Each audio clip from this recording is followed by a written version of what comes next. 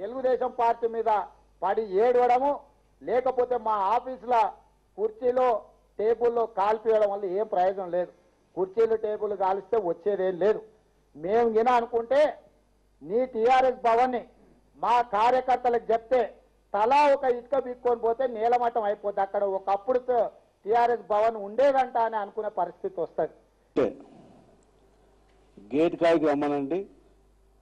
దాకరావు కాదు, తెలుగుదేశం పార్టీ ఎమ్మెల్యేలు అందరూ కూడా హెచ్చరిస్తున్నా, గేట్ కాడికి రమ్మని ఏదైతే తెలుగుదేశం పార్టీ ఆఫీస్ ఉందో దాన్ని భూమి మట్టం చేస్తాం మొత్తం. దాన్ని ఎవరే పిచ్చోళ్ళు లేరు ఇక్కడ.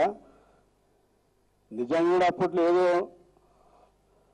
ఆంధ్ర ముఖ్యమంత్రి అప్పుడు అంతా చంద్రబాబు నాయుడు ఉన్నప్పుడు ఏదో నడిపించుకున్నారు అంతా కూడా.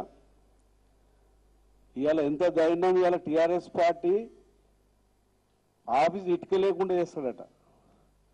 మేము అనుకుంటే రాత్రి ఆఫీసు లేకుండా చేస్తాం దాన్ని. ఇట్లా రెచ్చగొట్టేది మంచి పద్ధతి కాదు.